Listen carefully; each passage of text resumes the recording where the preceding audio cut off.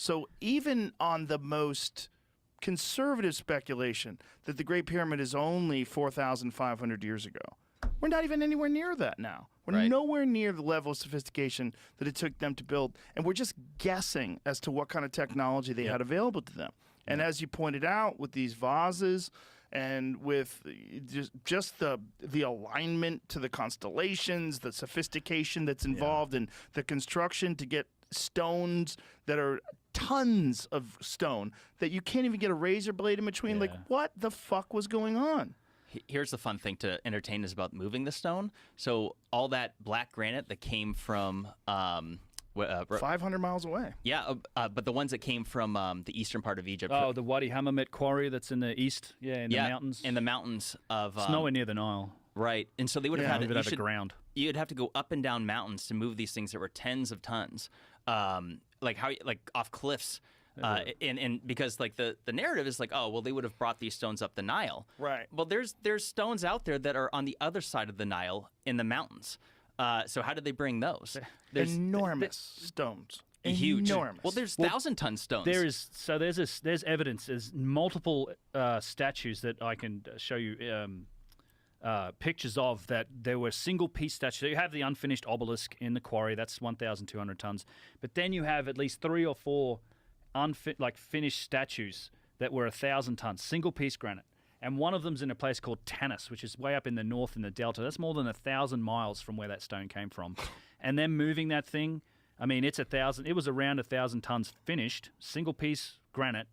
So moving it, you may be at 1,500 tons or more. Like moving that. There's a quarry in Egypt. I think it's called the Minya Quarry, which has these blocks. They're still attached where they've cut these big blocks out, and there's like an image of what looks like a giant pharaoh that's been carved on top of it. They're made from limestone. Now, maybe they were never intended to be blocks, or maybe they were never intended to be finished, but if you assume they're blocks, these 2 blocks weigh, I think it's 3,500 and 5,000 tons a piece, based on the density of limestone in that region. Like, they're not disconnected, but that's the scale. We know there's objects up to like 1,200 tons, but the fact that they moved them 1,000 miles. And we have examples.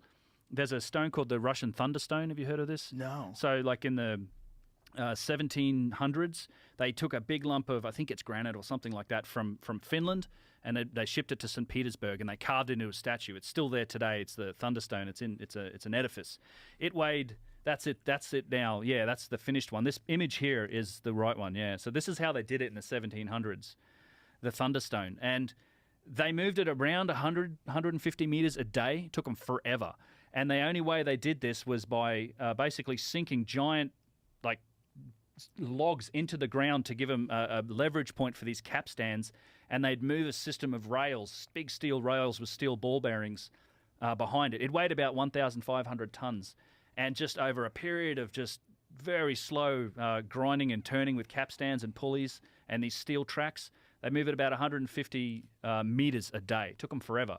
And in order to get that thing across the water from Finland, they had to construct a giant barge, like a huge barge. And on each side of the barge, they would tie up 3 warships just to try and keep it stable. It's about the same size, same mass as the obelisk that's sitting in this mountainous quarry in Egypt, in Aswan. It's still in the ground. It's like 1,200 tons of granite. And you're expected to believe that they somehow were going to lift this thing up out of a quarry over these basically big hills and mountains of granite and put it on a little ship that's narrowed in this, they call it the harbour there, and it's this tiny little space. I'm like, you're absolutely delusional if you think this was a simple task that could be achieved with primitive methods, and then ship that thing 1,000 miles somewhere. It's when you speculate, when you sit around by yourself, because you've thought about this a lot. How the fuck do you think they did this? Look, I take a wild ass guess. I think there's connections possibly to gravity manipulation. I think anti-gravity had to play a part in moving some of this stuff. I actually think there's some connections to some of the work that's being done with this plasmoid implosion technology, the stuff that Randall's been looking into, that's coming back to talk a little bit about.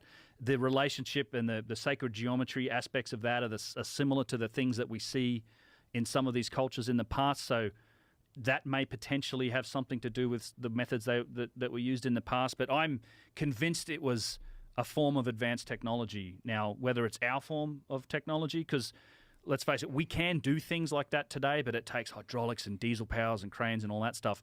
They may have had an entirely different avenue of tech, and that you open up into the realm of resonance and acoustics and anti-gravity. I think resonance in particular might have played a strong role, because that's certainly a feature that you see in some of these older structures, whether it's an accident or not, but some of them are incredibly resonant. The Great Pyramid generates a tone just on its own that comes from the earth in there. It generates a tone. It does. It generates a low tone. It's basically you coming can hear from the it, earth. or is it? If you're quiet enough, you can, but it's certainly been picked up in a whole number of different experiments where they're measuring the tone. The whole structure does generate a low tone. It's an interesting thing. A lot of these places that typically have a connection to underground water as well. Like we know there's water beneath the Giza Plateau. Places like the Coricancha in Peru, which is also a giant megalithic building. There's an underwater river near there.